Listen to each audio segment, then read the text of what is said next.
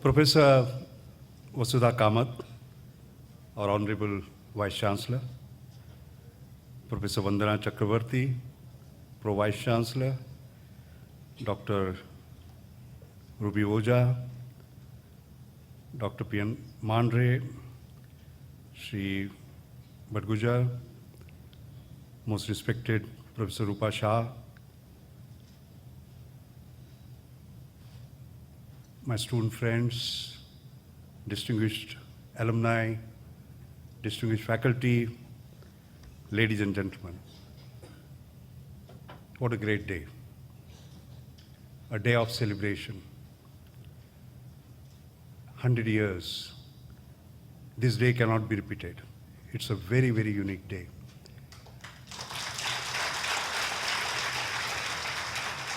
I like to begin this Centenary Foundation Day lecture by paying my respects to the legendary Bharat Ratna Maharishi Dhondo Keshav Karve. It was his dream which made this great university possible. And was he not there, had he not dreamt, we would not be here. So it is only appropriate that we remember his inspiring life, his inspiring work. I would like to congratulate SNDT Women's University for its glorious journey of 100 years, and what a journey it has been. I recognize that the very fundamental in terms of the key role of a woman in a society as well as in nation building, and also the importance of enlightening and empowering women was something that was recognized by the legendary Bharat Ratna Maharishi Dhondo Karve. In fact, as we all know, and we remember it every day, he had made a very profound statement, Samskrita Stri Parashakti, meaning that an enlightened woman is a source of infinite strength. What a powerful statement it was. But remember, both enlightenment and empowerment cannot be achieved without the third E, education. And that is where he had the visionary thought of founding the SNDT Women's University. Today, all of us in India feel proud that SNDT Women's University stands tall as a world-class university.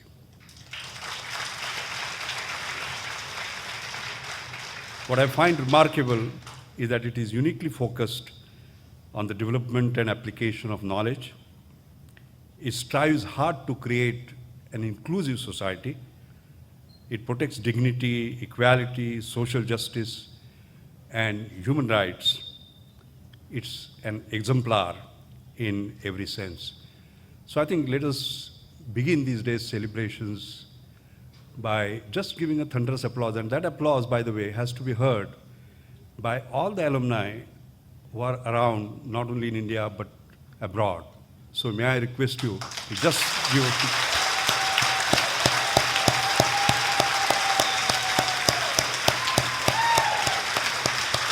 Great. You know, my mind goes back to 3rd January 2000. That is 15 years ago, more than 15 years ago. It was Pune, where the Indian Science Congress was held.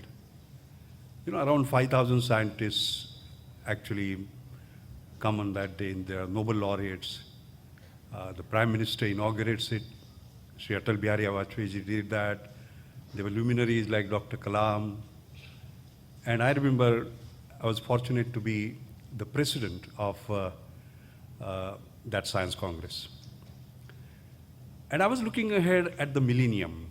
Remember, it was year 2000. We are beginning a new century, a new millennium. And then I had proposed what is called as a new Panchashil for the new millennium. And it was child-centered education, woman-centered family, human-centered development, knowledge-centered society, and innovation-centered India. Now, I remember referring to women and their role in nation building.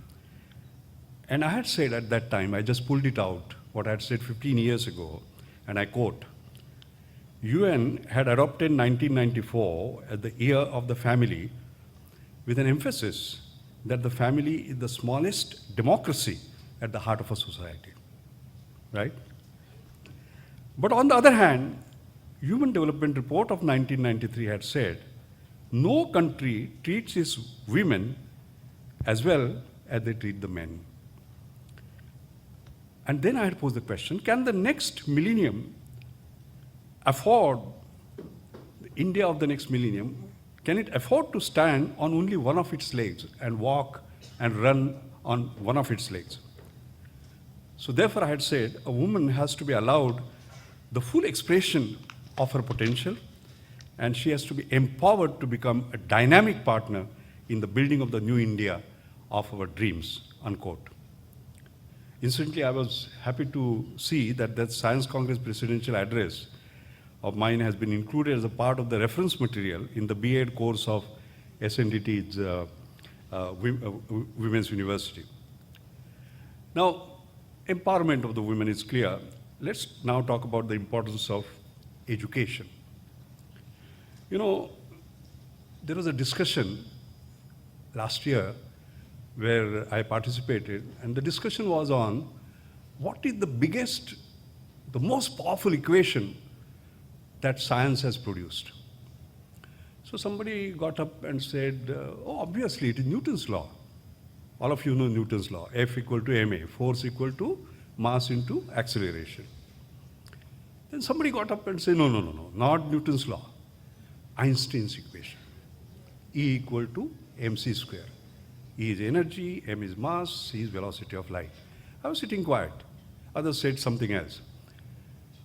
And then somebody turned to me and said, you have been quiet, you are not speaking. What, according to you, is the most powerful equation? I said, not Newton, not Einstein. Not Newton, not Einstein, what is it?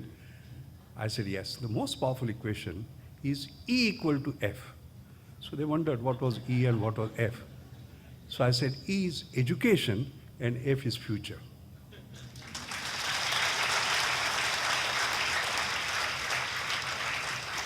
Education is future. No education, no future for the individual, for the society, for the nation. And therefore, we have to understand the importance of education in building our future. I must tell you that I'm standing before you today because of the fact that an uneducated woman, a completely illiterate woman, understood the meaning of the equation E equal to F, education equal to future. You know who that was? That was my mother. And let me tell you the story. I think many of you know, because this is a part of the textbook stuff now, so I'm not saying something that is new. I was born in a very poor village, in a poor family in Mashelkar in Goa. My father died when I was 6. I was the only child of my mother. And I remember my mother coming to this city, Bombay city, in search of a job. 2 meals a day was a big challenge. I studied under street lights, not far from here, Janjira Motor Works near Chowpatty. I used to sit there, I still remember. Study at the railway station, Bombay railway station, after the last train, the Gujarat train left at 10 o'clock. It was a big struggle. And I remember a particular incident because my mother had to actually seek a job every day so that we could make a living on that day. And she had gone to what is called the Congress House on Lamington Road, many of you may know that, in search of a job, and there was a queue of women seeking job. And she did not get the job. She was turned down. You know why she was turned down? Because she did not meet the minimum educational qualification. You know what it was? 3rd standard pass. She could have bluffed, saying that I am third standard plus, but she did not, never in her life. And that's what she taught us, our children, and so on. But while she was coming back, she said, why has this happened to me? It has happened because I'm uneducated. I can't do much about it now, but I'll make sure that my son gets the highest ever education, the highest ever degree. She did not know what that degree was, ever. So I remember, after inter-science, I was admitted to chemical engineering, and I was very lucky that again, Bombay House, which is not far from here, I got the Sardar Tata Trust, 60 rupees per month for 6 years. That is how I could study. And I remember I did my BK Eng, and it was a big sort of struggle, so I said, now I must take up a job. My mother said, no. That illiterate woman had found out that there is what is called as a PhD, which is a higher degree. She said, you must do PhD. So I did PhD. Worked under Professor M.M. Sharma, 66 I joined, 69. It was one of the fastest PhD, by the way. And then I said, I will now take up a job. Again that illiterate lady had found out there is what is called the postdoctoral research.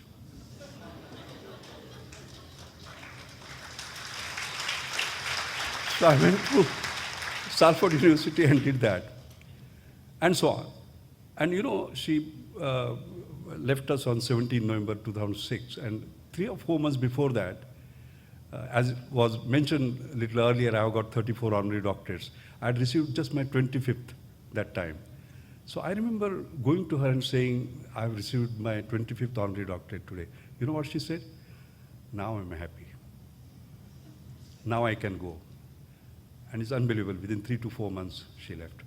I think the simple point I'm trying to make is that an uneducated person like her understood the importance of education.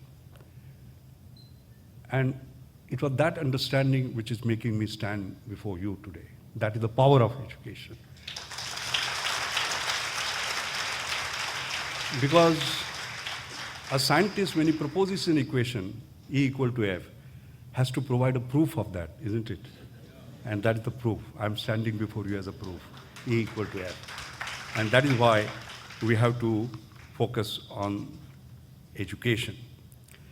Now, as far as our university, and I will call it our university, like we agreed, okay, before we came here. I will not call it SNDT Women's University. From now on, my reference is going to be our university. Now, our university has had a great past, an exciting present, but I'm sure it will have a glorious future. Now, in order to build that future, what do we have to do? I'm very fond of saying 5 things like Panchashil. So what are the 5 points I would like to make? I think our university first must raise the bar. Aspirations, ambitions. Our university is known both for its education and research, right? But we must now move on to education, research, and innovation. Some of the world's greatest universities are known because they are education, research, and innovation. Education disseminates known knowledge. Research creates new knowledge. And innovation converts knowledge into wealth and social good. Education, research, and innovation. Okay? So in order to become really, as a 21st century leading university, we'll have to get into innovation. And therefore, Honorable Vice Chancellor, I'm very happy to see your emphasis on building incubation centers, developing entrepreneurship, and so on and so forth. I think we should do more and more of it. That is my first suggestion. Second, we must bring a balance. We must not only build the ability of the students, but also the attitude. Ability and attitude are 2 different things, okay? A positive attitude where a student is always a part of a solution, never a part of a problem, is what finally makes the difference. We must crave not only for excellence, but relevance. Balance excellence with relevance, relevance to the society, to the nation, and so on. President Obama had said in Cairo about 6 years ago that education and innovation are going to be the currencies of the 21st century. I would go one step forward and say education in innovation and innovation in education are going to be the key, and we must get that balance right. I would say that is the second point. Third, learning, doing, and being is the essence of education. Learning, doing, and being. We give a lot of emphasis on learning, little less on doing, but we must give huge emphasis on being. The being part of it is very essential because the creators and preservers of good societies of tomorrow, they will emerge only when value-based education provides them with the initial grounding. And I'm very proud to see that SNDT Women's University, our university, has a forte in value-based education. We must build on this strongly. Knowledge bereft of values can be dangerous. Look at the way organized crime, financial frauds, terrorist violence are being perpetrated. By whom? By some of the best minds endowed with the best educational and technical attainments, right? Because there is a lack of sort of values. Look at the way the members of some of the learned professions indulge in scandalous, unethical conduct to make money in total disregard of their professional obligations and social responsibility. This is not all. We have to build India of our dreams in a different way. Tolerance is a value that must be imbibed in the personality of every individual, whether he or she belongs to a majority or a minority group. Fundamentalism is inimical to scholarship and to progress. Education must enable individuals to be tolerant of differences and lead people to renounce violence and resolve disputes through socially acceptable ways. So the importance of values, which you already are at. We must understand that talent, technology, and trust is the tripod on which the institutions, societies, and nations will build their competitive advantage. Talent, technology, and trust. In fact, my big challenge in India today is not so much a budget deficit, trust deficit. The trust between the government and the society, between industry and society, between industry and the government, and so on and so forth. So trust is very important. But we begin with talent, because we are in the game of talent building, isn't it? So therefore, the fourth point is about building talent. And I must say that our girls are superbly talented. They excel in exams. You know, yesterday the UPSC exams were declared. I was happy to read that 4 out of the 5 toppers are girls. Absolutely delighted to see that. You know, I have attended about more than 100 convocations, by the way, so far. I'm quite an old man, so don't... And I remember I was the chancellor of Assam University in Silchar for 3 years. I remember in the very first convocation that we had, there were 19 medals and prizes. You know something? All 19 were taken by girls. There was not a single male. I think that's a great news. That's a great news indeed. But I think we have to pause and see what happens to that talent later. Where does it go? What is an opportunity that we give to that talent in sort of nation building so that the society and the nation benefits from it fully. And what is the fifth and the final point? I say talent, technology, and trust. Technology. Okay? Rapid advances in technology are changing both our life and work. Digital way of life is here to stay. Digital learning is not just catching up, it is romping. So the old style chalk and talk classrooms will become extinct.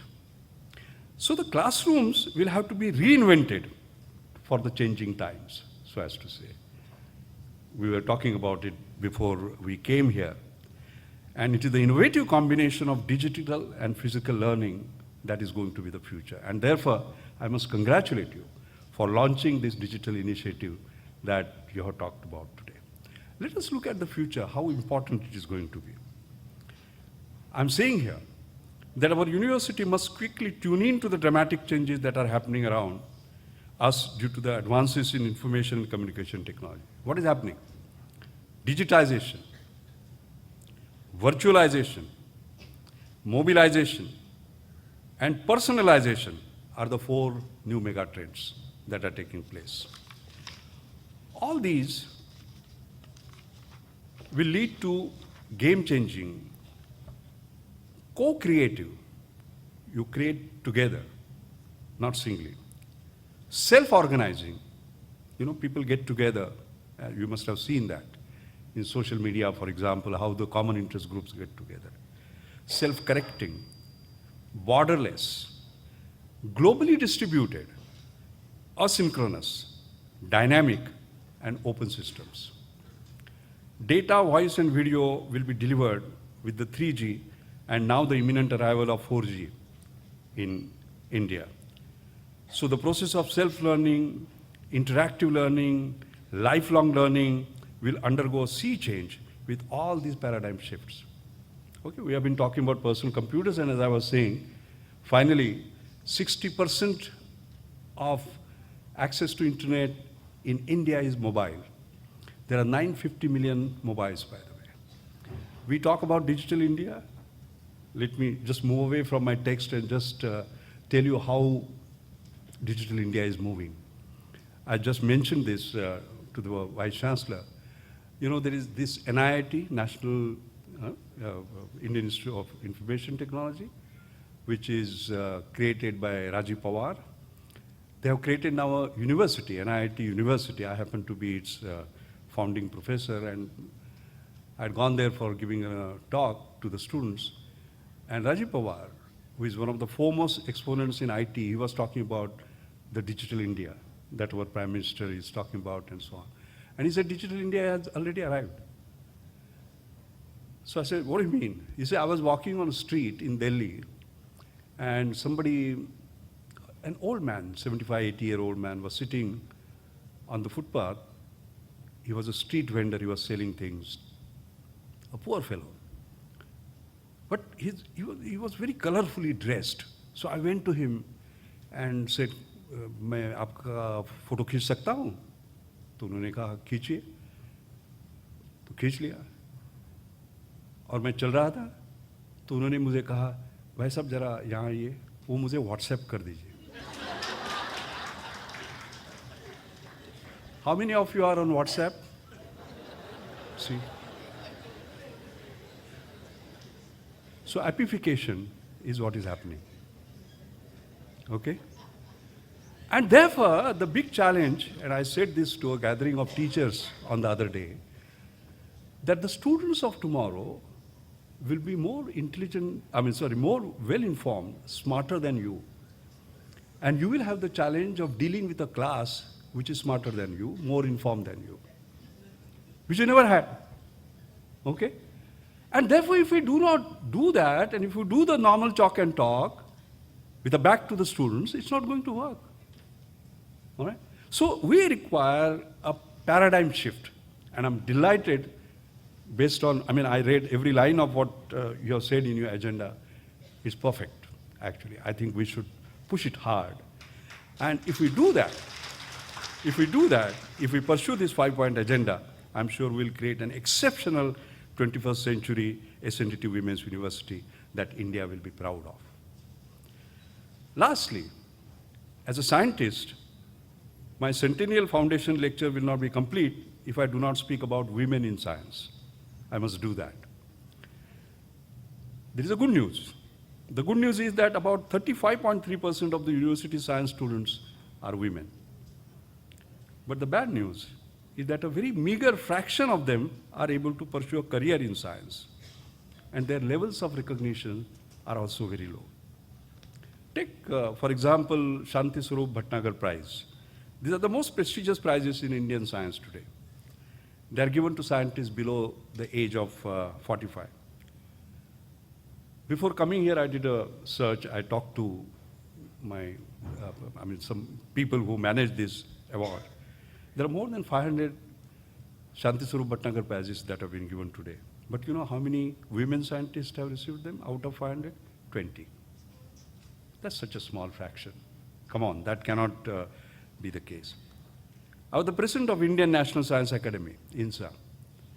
Election to the fellowship of INSA is considered as one of the greatest honors. There are only 800 fellows, by the way. But less than 5% of the fellowship are women scientists.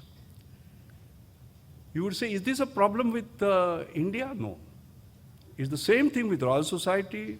It's the same thing with US National Academy of Science. It's the same thing with other academies.